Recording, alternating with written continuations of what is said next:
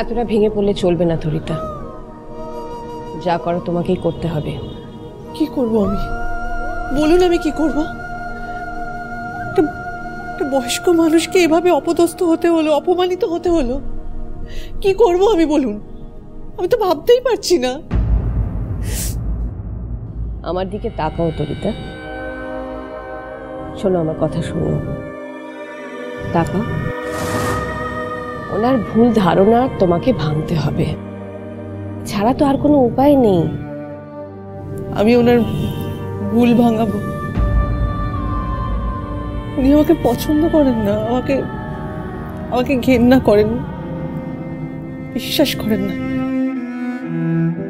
আর ঠিকই করেন।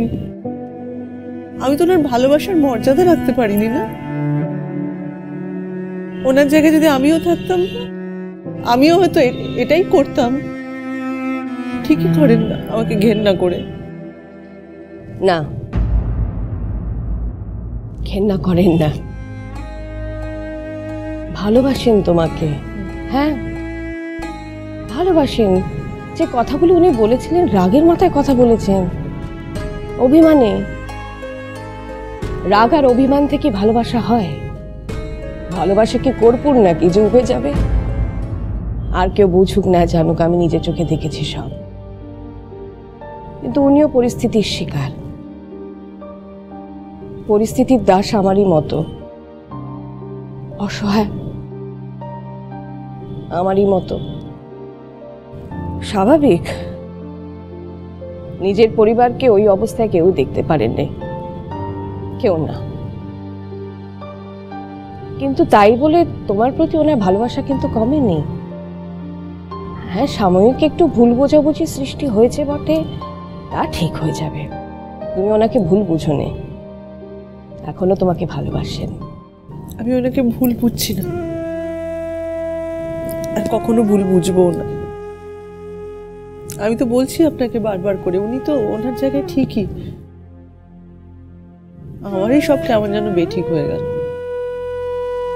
কি করব বলুন তো? আপনি বলে দিন তো, আমি কি করব? আমার কি করা উচিত?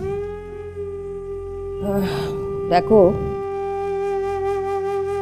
উনি ওভাবে মিত্তির বাড়ি চেয়ে আর যাই করুক না কেন, ব্যবসা করছেন না, অন্যায় করছেন। উনি চান মিত্তিররা সুন্দরগড় ছাড়া হোক। তা তো হতে দেওয়া যায়নি। আশ্রম ছাড়া, মিত্তির পরিবার ছাড়া সুন্দরগড় ভাবা যাবে না। আর অন্যায়ভাবে যদি ওনাদের ভিটে ছাড়া করেন উনি, তাহলে ভয়ঙ্কর ভাব, ভয়ঙ্কর ভাব। সে অন্যায়ের বিরুদ্ধে তোমাকে রুখে দাঁড়াতে হবে। আমি আছি তোমার পাশে।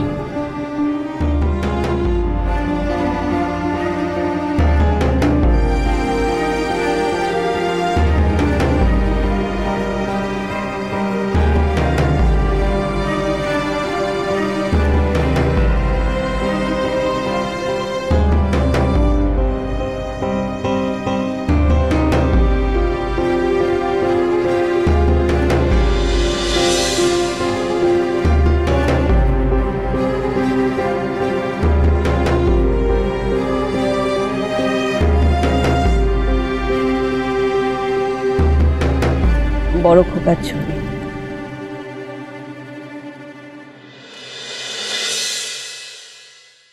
তখন হয়তো 6 বছর বয়স।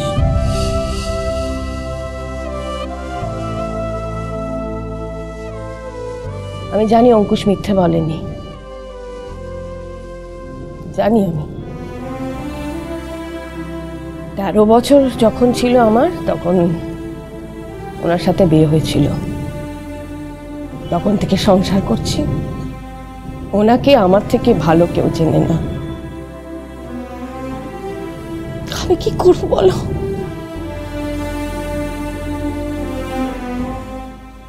ওনার নামে সিঁদুর পরি মাথায় 3 ছেলেকে পেটে ধরেছি।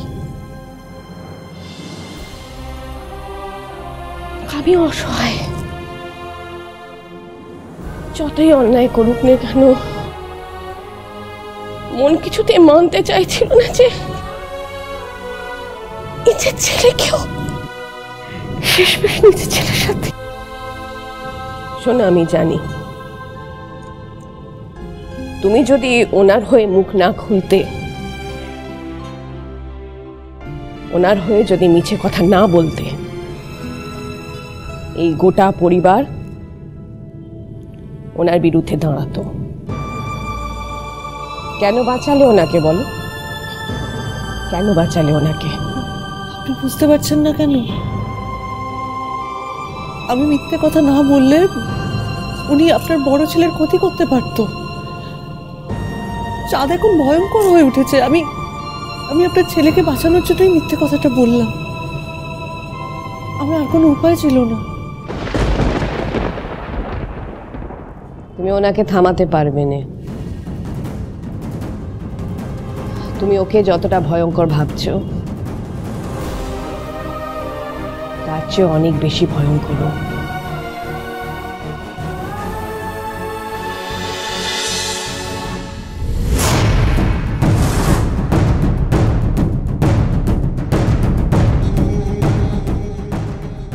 আগে সংসার আর সন্তানদের নিয়ে থাকতুম। উনি কিভাবে ব্যবসা করছেন জানতেও চাইতুম না। ব্যবসার নামে কি কি অন্যায় করেছেন বুঝতুম না। তবে এখন বুঝি, বেশ ভালো বুঝি। উনি একবার যখন কাউকে পথের কাঁটা হিসেবে দেখে নিয়েছেন, তাকে যতক্ষণ না সরাচ্ছেন শান্তি পাবেন না। পথের কাঁটা সরাতে দ্বিতীয়বার ভাববেন না। বড় খোকাকে নিয়ে আমার ভয় গেল না। বড় খোকাকে নিয়ে আমার ভয়। কুশকে চাঁদের বড় ছেলের ব্যাপারে আরেকবার সাবধান করে দিতে হবে।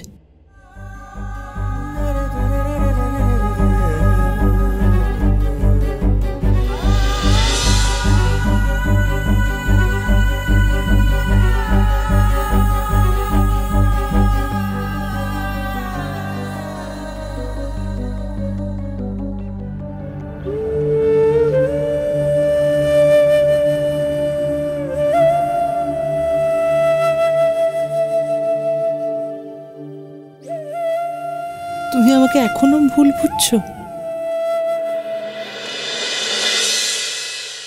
আমাকে এই দিনটা দেখার জন্য বেঁচে থাকতে হলো কেন ভগবান? কেন কেন আমাকে তুই এই শাস্তি দিলি? বড়মা তুমি চুপ! একটা কথাও আর নয়। অনেক বলেছিস, অনেক করেছিস, দয়া করে আমাকে একটু শান্তিতে থাকতে দে। কোনোদিন একটা আঁচ লাগতে দিনি তোর গায়ে। আদর যত্নে বুকে করে মানুষ করেছি। আর আজ তোর এই বাড়ির চেয়ে একটা মেয়ে বড় হয়ে গেল।